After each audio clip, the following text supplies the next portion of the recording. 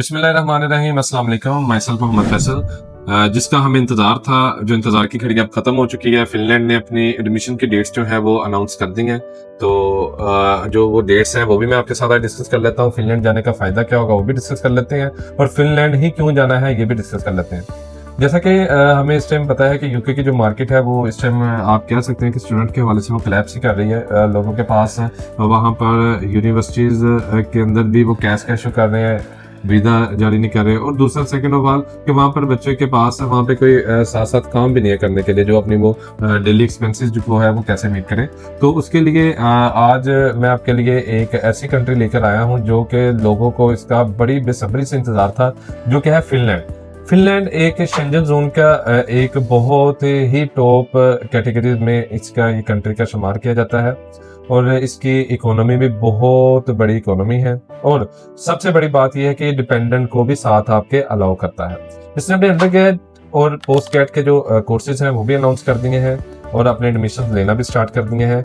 और बात कर लेते हैं हम अंडरग्रेड की। अंडरग्रेड जो आपके बच्चा इंटर के बाद अंडरग्रेड में आता है, 60% मार्क्स के साथ वो एलिजिबिलिटी उसकी हो जाती है। वो उसकी क्राइटेरिया को मीट करता है। अंडरग्रेड के लिए 3 साल का वो वीज़ा देते हैं, और 3 साल के आपकी वो कोर्स वर्क का जो भी है आपका वो वीज़ा होगा, जो कि शेंजन का होगा। और आप शेंजन कंट्रीज में कहीं पर भी मूव कर सकते हैं, just for the purpose of visiting और just for the purpose of entertainment, not for the purpose of settlement और any other thing during your study. Okay, तो दूसरा वो पोस्ट ग्रेड है। पोस्ट ग्रेड के लिए वो 1 ईयर की वो आपको एक्सटेंशन देते हैं, मतलब पोस्ट ग्रेड का आपको 1 साल का वीजा देंगे। देन अंडर ग्रेड के बाद भी आप ऑब्वियसली मास्टर करेंगे या फिर पीएसडब्ल्यू लेंगे। मास्टर करने के बाद भी आप पीएसडब्ल्यू लेंगे। उसके दौरान अगर आप वहां पर आपको आपकी जॉब हो जाती है तो आप पीआर के लिए भी वहां पर अप्लाई कर देते हैं। और शेंजन जो है वो जमाना में पूरी दुनिया में नाउन है, जाना जाता है कि वो पीआर दे देता है। अगर स्किल्ड पर्सन हो तो वो आपको पीआर लाजमी दे देता है। दूसरी हम बात कर लेते हैं इसके डेट्स की डेडलाइन। सबसे जो ट्रिकी इसमें जो पार्ट है वो है इसकी डेट्स। जो शेंजन की डेट्स होती हैं उसके लिए शेंजन जो है वो अपनी यूनिवर्सिटीज को जब वीजा वो ग्रांट करता है तो वो डेट्स, मतलब आपने आज अप्लाई किया गया तो आपको 1 साल लग जाता है कि उसको आपने प्रोसेस करवाते हुए आपको 1 साल लग जाता है। तो उसका उन्होंने एक हल निकाला है, प्रायोरिटी बेस। प्रायोरिटी बेस में वो स्टूडेंट्स लेते हैं जो कि प्रायोरिटी बेस पे फर्स्ट कम फर्स्ट सर्व के बेस के ऊपर पहले आइए पहले पाइए की बेस के ऊपर वो जो एडमिशन करवाते हैं उनको वो प्रायोरिटी देते हैं। उसकी डेडलाइंस है 1 अक्टूबर से लेके 8 अक्टूबर तक। फिर से मेरी बात सुन ले, 1 अक्टूबर से लेके 8 अक्टूबर तक। अगर आपने 8 अक्टूबर 12 बजे के बाद एप्लीकेशन सबमिट करवाई तो वो आप अर्ली बर्ड्स में नहीं होंगे, वो आप अपने रेगुलर एडमिशन ही करवाएंगे। रेगुलर एडमिशन की डेट जो अनाउंस होंगे वो होंगे दिसंबर में, दिसंबर से लेकर 21 जनवरी तक। ठीक हो गया? तो इससे क्या होगा कि आप रेगुलर एडमिशन वो करवाएंगे, फिर उसके बाद लेट एडमिशन जो कि अंडर ग्रेड की है वो मार्च तक चलती रहेगी। लेकिन पोस्ट ग्रेड के लिए दिसंबर से लेकर वो 21 जनवरी तक वो उसकी डेट्स उन्होंने अनाउंस कर दी है। अगर आप चाहते हैं कि आपका वीजा जो है, अगर आप चाहते हैं कि 100% वो सिक्योर हो, 100% आपका वीजा लगे, 100% आपको एडमिशन मिले, तो 1 अक्टूबर से 8 अक्टूबर तक आपने एडमिशन के लिए अपनी जो एप्लीकेशन है वो सबमिट करवानी ही करवानी है।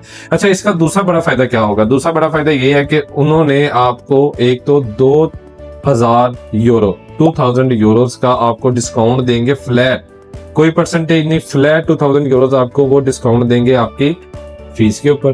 ठीक है, और आपको बाकी बच्चों के ऊपर प्रायोरिटी देंगे, बाकी बच्चों के ऊपर कि जो आपके रेगुलर एडमिशन जो करवाने हैं उसके बेसिस के ऊपर वो उसको जो रेगुलर एडमिशन है उस पर आपको निस्बत दी जाएगी, आपको प्रायोरिटी दी जाएगी कि जो बच्चों ने 1 अक्टूबर से 8 अक्टूबर तक जिन्होंने एप्लीकेशन सबमिट करवाई है उनको वो पहले सीट्स देंगे। ठीक है, तो आपने इसमें जरा भी कोताही नहीं करना। शेंजन जोन है और डिपेंडेंट आप लेके जा सकते हैं। डिपेंडेंट का या माइनर का किसी किस्म का कोई इंटरव्यू भी नहीं होगा आपका। ठीक है, अगर इन केस वो डिपेंडेंट का वीजा के दौरान अगर वो इंटरव्यू लेते हैं तो वो माइनर का इंटरव्यू लिया जाएगा, लेकिन आप अपने डिपेंडेंट के साथ यहाँ से मूव हो सकते हैं। और ये वाहिद फिनलैंड है जिसने ये अपनी पॉलिसी निकाली है। तो आज ही अपनी जो है वो सीट सिक्योर कीजिए।